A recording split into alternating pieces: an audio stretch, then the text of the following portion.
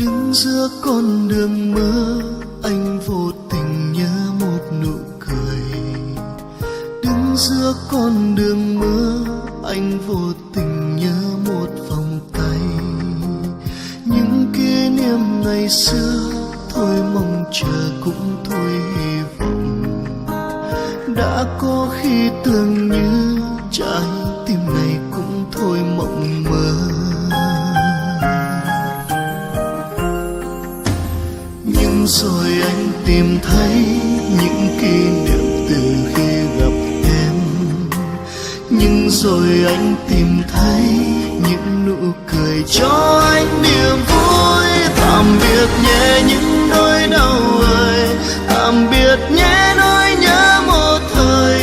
Vì có em anh chỉ cần một vòng tay ấm ôm lấy anh, để ngày mai anh biết yêu hơn. Niềm hạnh phúc mãi đến dìu em. Cảm ơn em vì đã cho anh một tình yêu.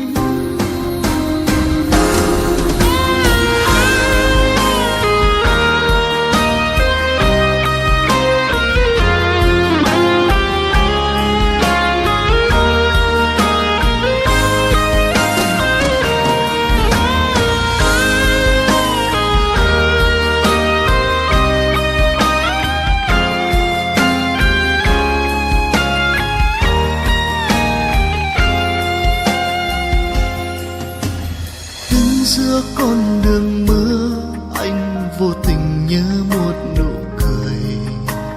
Đứng giữa con đường mơ, anh vô tình nhớ một vòng tay.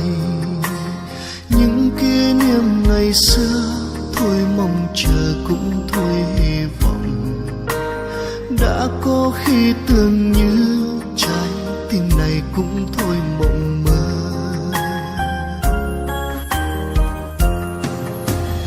Nhưng rồi anh tìm thấy những kỷ niệm từ khi gặp em. Nhưng rồi anh tìm thấy những nụ cười cho anh niềm vui.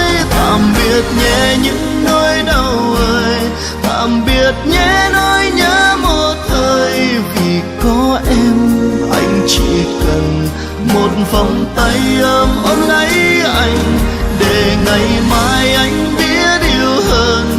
Niềm hạnh phúc mãi đến dìu em. Cảm ơn em vì đã cho anh một tình yêu. Tạm biệt nhé những nỗi đau ơi, tạm biệt nhé nỗi nhớ một thời. Vì có em anh chỉ cần một vòng tay ấm ôm lấy anh, để ngày mai anh biết yêu hơn. Niềm hạnh phúc mãi đến dìu em. Cảm ơn em vì đã cho anh một tình yêu. Cảm ơn em vì đã cho anh một tình yêu.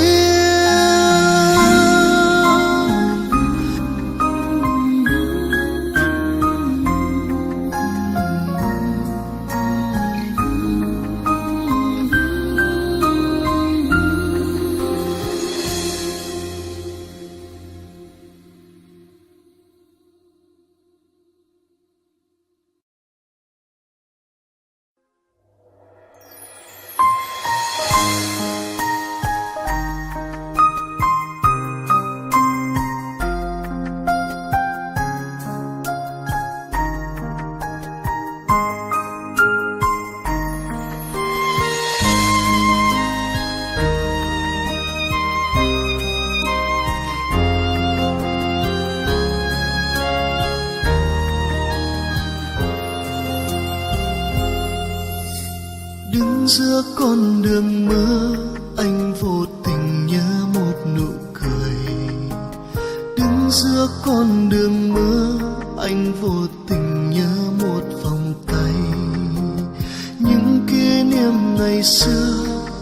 mong chờ cũng thôi hy vọng.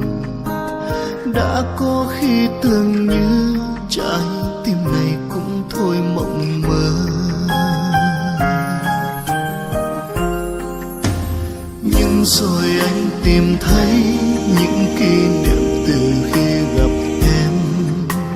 Nhưng rồi anh tìm thấy những nụ cười cho anh niềm vui. Tạm biệt nhé những nỗi đau ơi, tạm biệt nhé nỗi nhớ một thời. Vì có em anh chỉ cần một vòng tay ôm lấy anh, để ngày mai anh biết yêu hơn. Niềm hạnh phúc mãi đến dìu em. Cảm ơn em vì đã cho anh một tình yêu.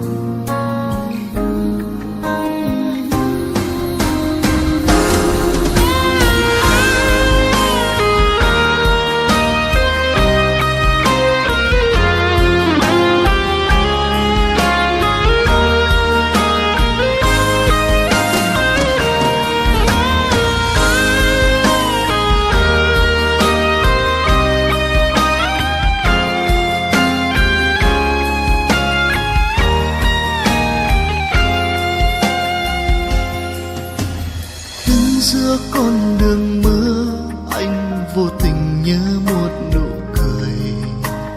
Đứng giữa con đường mưa anh vô tình nhớ một vòng tay. Những kỷ niệm ngày xưa thôi mong chờ cũng thôi hy vọng. Đã có khi tưởng như trái tim này cũng thôi mộng mơ.